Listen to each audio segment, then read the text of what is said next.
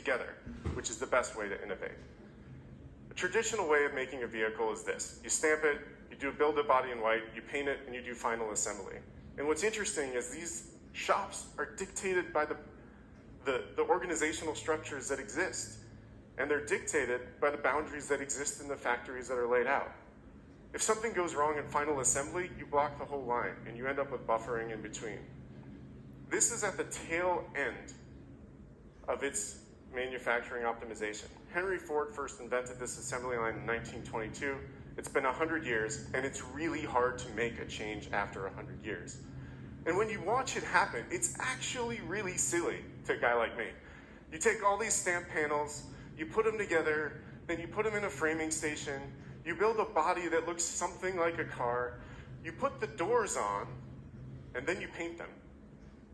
Once you get the color, you take the doors off, and then you start putting the interior inside the car.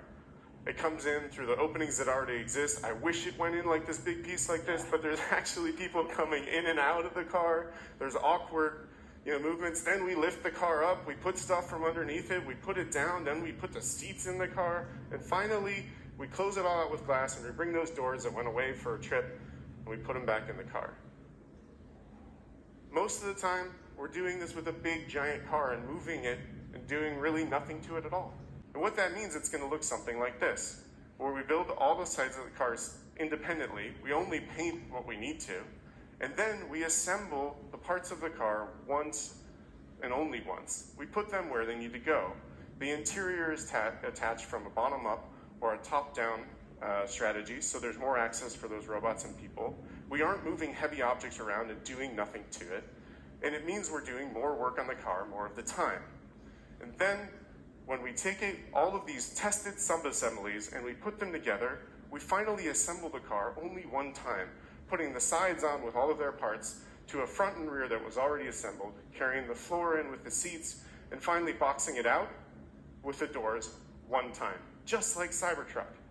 So in the end, you get the same car, but it's not going to be a Model Y. Yeah, this is not.